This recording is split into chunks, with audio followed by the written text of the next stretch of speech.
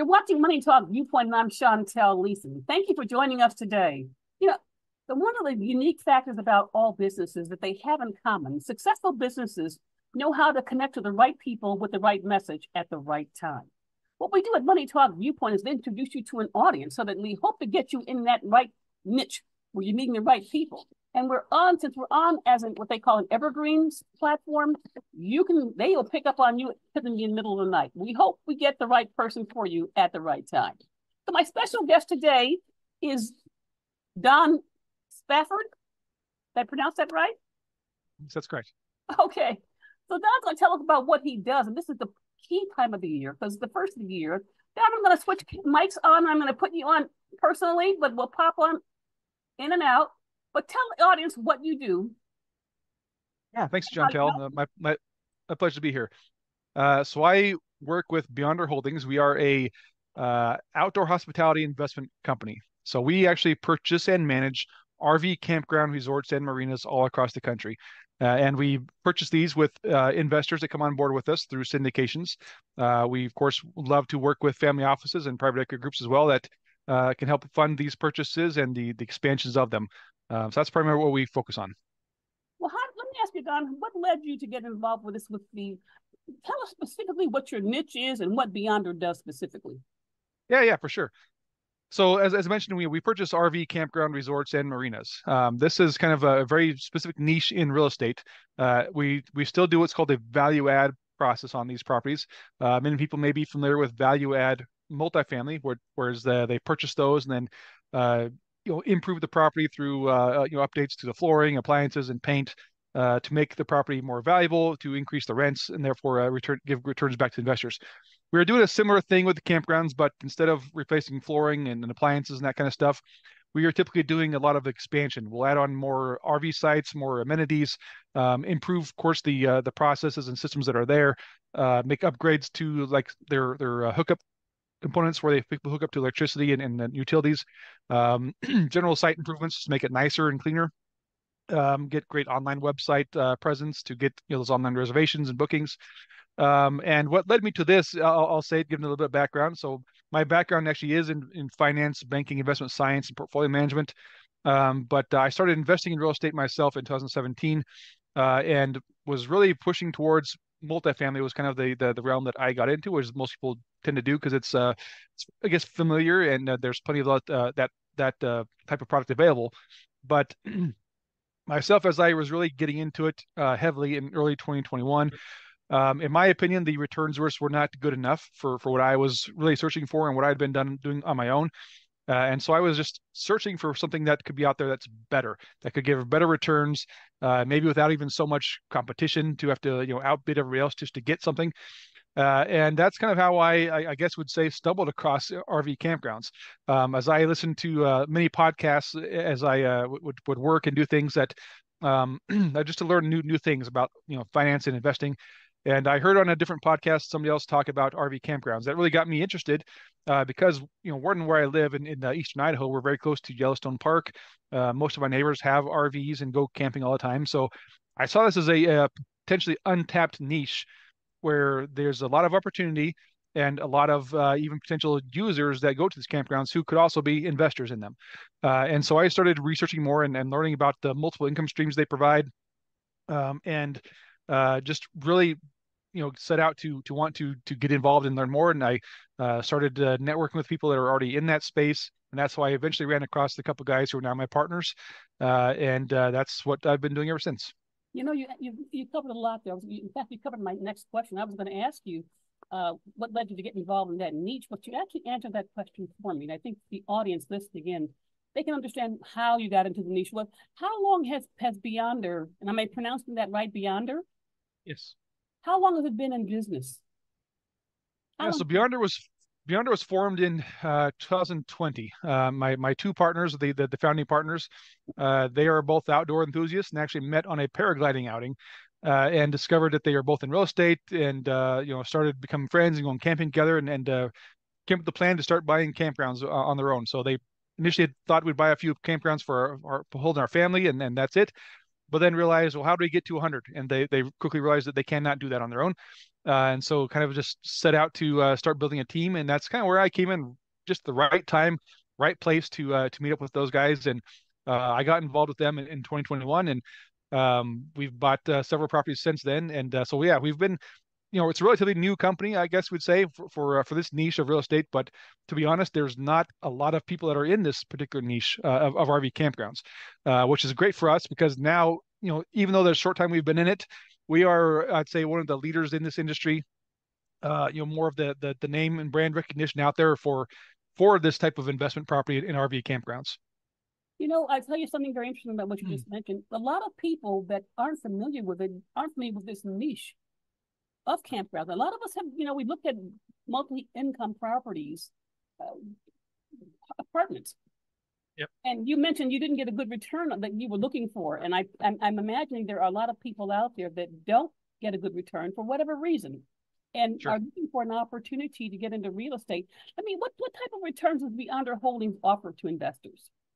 Yeah, definitely. And I think you appreciate that. So the properties that we are targeting to purchase, we are looking to provide back to our investors an average of a 12 to 15% cash on cash Oh, and a 2.5 to 3x equity multiple over a 5-year hold period, which also, incorporates about a 20 to 25% plus IRR. And additionally to that, if that's not enough, we tend to deliver very high depreciation. We do cost segregation studies to receive the accelerated depreciation in year one. And compared to other types of real estate, the depreciation in RV campgrounds can be very high. It's maybe something that most people don't quite comprehend. Even myself, initially, I was like, how is this coming from? But because you think it's just land, but it's not just land. There's all the infrastructure, the roads, utility connections, those pedestals, all those things fall into those categories that can be accelerated in year one. And therefore, typically the bulk of that purchase price falls into that accelerated depreciation category. And when we were in the time when we were receiving 100% in bonus depreciation, it is possible to have received on the Investor K1s, which we did provide on some of our Investor K1s from 2022. We've been able to deliver a 222% depreciation on the investors K1s. So that kind of a depreciation you typically don't see very often in other types of real estate. no, you don't. I'm going to say that you're covering so much material about the real estate. I'm hoping that in fact, I know that people that are listening to this are going to want to reach out to find out more because I didn't know about campgrounds. And in fact, we've gone camping, but I never thought of it as an investment. I thought that people just bought it and used a spot to hook up their campers to, and that was that. But this is very, very interesting to learn something I didn't know about. Let me see how are campgrounds? You might have mentioned it, but how they really differ from other types of real estate investments? Well, sure. So I guess in a way we've kind of already covered that to some degree, but the one thing that for me particularly I like the most about it is that being that we don't have to deal with tenants per se, so we don't have residents. These are again vacation resort campgrounds, so people are making reservations oftentimes a year in advance to come out there and they stay for the week or weekend, however long they're going to stay, and then they unhook and go home. So we're not dealing with evictions and the kind of problems that can come from people that live there a long time to maybe trash the property, create problems.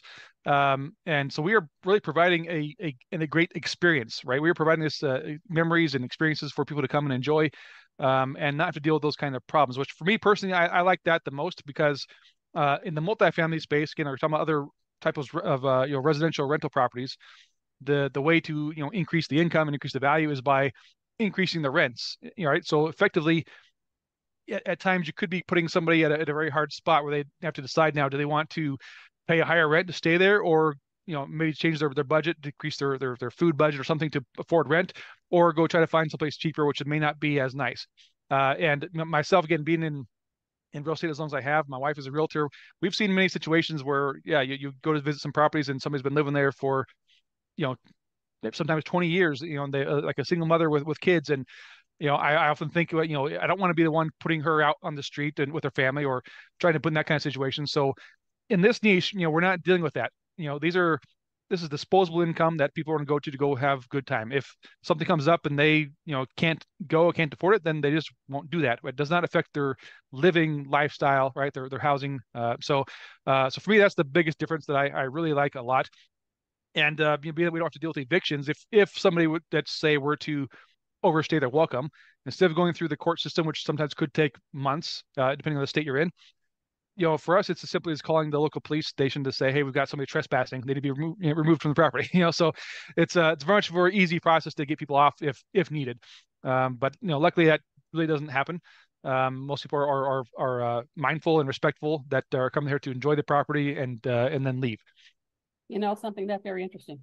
I like that point because there are different aspects and nuances of different types of real estate that if you don't know it, you don't know it. And until you learn it, you don't know what opportunities you're missing out on. Let me ask you, how many properties do you currently own in your portfolio?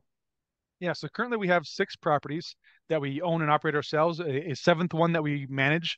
So again, we do purchase and also manage properties. So we can manage other third-party campgrounds as well. That's something we are trying to expand on more as well to bring on more management properties, which obviously puts us in a great position to later purchase those when the time comes. We are looking to grow a lot more this year and then the years to come. Our goal is to hold 100 properties within the next 10 years or less. And that's why we love working with your audience, family offices, and those that can bring the capital that's needed to purchase these properties. Let me ask you. I'm going to digress a little bit here and go another little area. Let me ask you a question. Now you're sharing a lot of information about properties, particularly but you're talking specifically about the RV campgrounds. What were you doing before you got into this business? Yeah, so I spent almost 20 years in I guess we'll say the investment capital markets industry.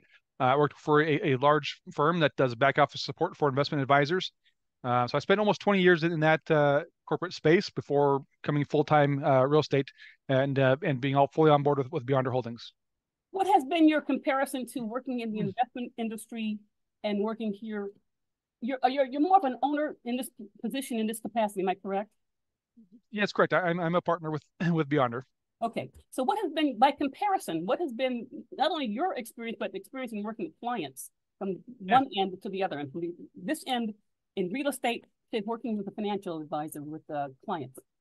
Yeah, well, first of all, I'd say what for me the biggest change was just the being more or less we'll say working for myself, right? So more or less we'll say self-employed. So it's relieving that stress of having to work, say certain hours, certain days, you're requesting time off when needed. I'm pretty much on my own schedule to set and do what I need to do to get done, but just removing that stress of I guess deadlines and multiple projects needing to get done at the same time. That made a big difference for me just to relieve that mental stress. But what I do now, of course, most of my days I spend on the phones with investors, talking to people and helping them to, I guess, come to their own realization of where they're trying to head for their own financial goals, what they want to achieve, if they're looking for early retirement, or maybe if they just want to increase their retirement income. So I spend a lot of time just talk to investors of what we can provide and how it can help them achieve those goals, as well as, again, family offices and other groups that are looking for a great place to put capital to get better returns for their investors or for whoever their clients are. Um, and so for me, yeah, it's just it's a more fun experience. The funny thing is, going years back before I really got involved with all of this with syndications, I'm very much an introvert. It was not an easy thing for me to be on phone calls or to be on podcasts such as this one. But as I started talking to people, I realized that this kind of thing I enjoy talking about, right? I enjoy talking about finances, investing, and helping people to really change their lives. So it's not just having a typical conversation about politics or the weather or whatever's going on, but this type of thing, yeah, I enjoy talking about and I love it. It was something I realized very early on as I was actually talking to another podcast host long ago. I thought because of my background, a great fit for me would be more doing something with the finance part of it, the underwriting and analysis of the properties, which I still do, but I don't really enjoy it. In talking to him, I realized, what I do enjoy, oddly enough, is talking to people. And so I that's the best part of my day that I enjoy doing is getting on calls and networking with more people to learn how I can help them better. It's good to hear. It's good that you've learned both sides of the industry. You've learned what it is to be a financial advisor, work with fungible assets, but also in this end where you're more closely tied to the client, but to have a good feeling at the end of the day that you've done something to help people. And my other question is that I'm going to go back to what I had prepared before, but I want to ask you another question. How has it affected clients as far as volatility in the market? Um, well, so yeah, there's definitely I'd say overall 2023 was definitely a rough year for us, right? We had uh set our sights high to purchase at least 8 to 10 properties, raised 25 or more million, which we thought would be a easily achievable goal based off 2022. 2022 we did great. We purchased 4 properties, raised capital with no problem on any of those properties. And then 2023 hit, and it was almost like a completely different environment. Your retail investors were fearful because of this looming recession. Um, a lot of the multifamily assets that people were in were getting foreclosed on, so people were fearful of keeping their money in safe and not losing it and being some bad situations. And so it definitely became more complicated for sure. This year in 2024, of course, we're just starting off the year. We don't really know what to expect. But even just in this first few weeks, I personally have felt a difference. There's like a change in the environment, I guess, where people are more now at this point kind of maybe past that fear of what could happen from 2023 and are looking to they're sitting on a lot of money they're looking to deploy. So I just think the calls I've had in the last several weeks here this month have all been very optimistic. People are looking to put money to work pretty quickly. We've got a lot of verbal commitments from some other family offices and private equity groups that have more or less committed a large sum of money for our future deals that are coming up. And I'm having a lot more just calls with investors that are they sat in the sidelines maybe too long in 2023 and are realizing they may have missed out on good opportunities that we did have that year. And so yeah, I think that this year is going to be a year of change.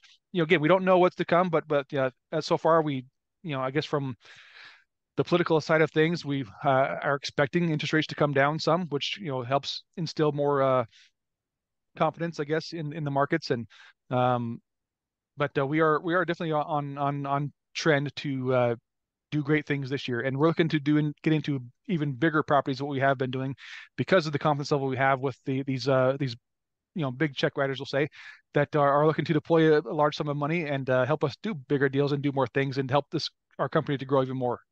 And that's why I wanted you at the beginning of the year to kick off our year. Let me Yeah. ask you, what's the end goal of Beyonder? Well, so we are, the great thing, a lot of times in people that are in commercial real estate and syndications, I know a lot of people doing a lot of different asset classes across everything real estate. And unfortunately, there are some maybe people or groups that are just in it for the money. They're just trying to do a deal, make some cash, and move on. Well, with Beyonder, we're more than that. Of course, we want to provide that to our investors, but for Beyonder, we are really building a brand. We are not just trying to do a deal here and get done and get out. We are working towards it being a household name in the outdoor hospitality industry. We want to be, I think most people are probably aware of KOA. If you've never stayed there, you've seen them as you drive past places. We want to be synonymous or even exceed that KOA name and recognition, to be, again, the household name of people. When people think of we're going to go camping, we're going to go to a Beyonder campground. Let's just go Beyonder. So that's what we are really working on building. We want to be this household name, be completely nationwide with again hundreds of properties, in the U.S. and potentially even internationally as well. So we are definitely striving towards that, and which is why, again, part of what we're doing, we're not just trying to put something out there and bring on investor money and get out. If it goes bad, oh well, right? We want to maintain our integrity, maintain that brand, and be known for the great deals that we can provide for those investors as well. Well, you're looking at quality. I think the good investors want, in fact, all investors, the good investors who have a large sum of money, like family offices and foundations or endowments, and I'm on the school board, and the people like that look to invest, they want to make sure that they feel comfortable that their money's not going to be subject to a lot of not a lot of economic volatility. They want to feel that something's Yes. going to work for them, and having the integrity of a company that has their heart. They're thinking of the person as an investor. You have their best interest at hand, and I think that's Right. a very important part of what we do as any area of the industry. Whether you're in the investment area, the financial advisor board, in particularly in real estate, where a lot of people don't know how it works. So I love what you're telling us. Let me ask, how can someone invest in Beyonder Holdings? Well, so if I guess it goes across for retail investors or family office, anybody as well. But we of course have an investor platform that we go through Invest Next, where people can sign up for to get access to our portal. But they can use any resources. Pretty much, we accept retirement funds or anything else really. Pretty much, so we got cash, solo 401ks or self-directed IRAs. Just about anything that people are able to invest, they could use to invest with us. Per deal, of course, we have minimum requirements. I'd say average for retail investor, we're looking at like 50,000. Typically, it's a minimum. Sometimes 100,000. All depends on the deal or the situation. We tend to create different share classes though. So, for example, for fund managers or family offices that look to deploy millions, we will have a different share class structure where they will get better returns overall than the lower class like C shares at those minimum levels. Obviously, that's to entice those higher investment amounts. Who is your preferred investor? Well, we definitely prefer to work with your high net worth investors that, again, have a large sum of money to deploy, as well as, again, family offices, private equity groups that can pull together or have, again, millions to invest is the ideal situation. It's much easier when we have to do a $10 or $20 million raise to get that in just a few checks versus trying to get hundreds of individual investors at 100,000 each. So yeah, the high net worth and again, those private equity groups are exactly who we're targeting. Do you have any current investment opportunities for investors at this point? At this moment right now, we do not. We did have a fund we had open all of 2023. This year in 2024, we are going back to raising for individual properties. We have quite a few that are in our pipeline. We're always, we have no problem in deal flow. So we have great leads that are coming up. At this moment right now, today, we do not have one that's opened for investment just yet. But we still want to talk to those that are interested to get on our list when they do have those opportunities do come up. They can be made aware and be ready to move. Of course, before we would even open up to retail investors, we would bring it to our again your family office, private equity groups first, in case sometimes they want to be the sole investor and they say we want to fully fund it. Right, so we present to them first before we'd even take it to our retail investors. But yeah, we have quite a few that are in the pipeline, and we even have plans this year to do some new development, so essentially building from the ground up a new campground as well. That's kind of in our plans or horizon as we continue to grow. Right, we got to be ahead of the curve as there are more people getting into this niche as well because of the great returns we can offer. And so as eventually the competition will definitely increase, we need to be ahead of that curve as well. Just be building our own and not even worrying about trying to compete with others as well. So that's kind of on the horizon as well. And of course, that will require most likely a larger amount of money to make that happen. But I'd be happy to talk to anybody about that as well. And those will likely have a longer hold period as well, because it will take, of course, some more time to get it built up and cash flowing well. But yeah, so we've got a lot that's in the works for this year. Don, you covered a lot of information. I like what I'm hearing. I'm sure the other investors are going to want to hear more about it. How can they reach out to you? Yeah, thank you. Well, first of all, feel free to email me at don@beyondercamp.com. You can also find me on LinkedIn. I'm very active on LinkedIn. I post just about daily. I'm happy to, and I respond to all messages and contacts come to me directly. It's not going through a VA or anybody else. It's me you'll be talking with. You can, of course, go through our website, beyondercamp.com, and send a message there to contact us there. We are currently still rebuilding or recreating our investor website. The Beyonder Camp is our main website where you can go to and make reservations at our campgrounds as well. You can see our properties. Beyonderholdings.com is kind of our sister company to Beyonder Camp, which we are rebranding or rebuilding that website at the moment. But at some point down the road, that will be up as well to reach us from there. I want to thank you for being with us as a guest speaker today. I want to thank our audience for tuning in to us. Don, I want you to come back in the future, because one is not enough. People will look for you and will want to hear more about this as it progresses along. I want to thank everyone that's on our call today and watching our show today. And if you want to reach out to me, I'm Chantel Leeson, Money Talk Viewpoint. If you are a financial professional and you service accredited investors or high net worth clients, family offices, or endowments, reach out to us. Our goal is to help educate our clientele so they know what they're investing their money in. Again, I'm Chantel Leeson, Money Talk Viewpoint. Our guest speaker today was Don Spafford of Beyonder Holdings. Don, thank you so much. Thank you.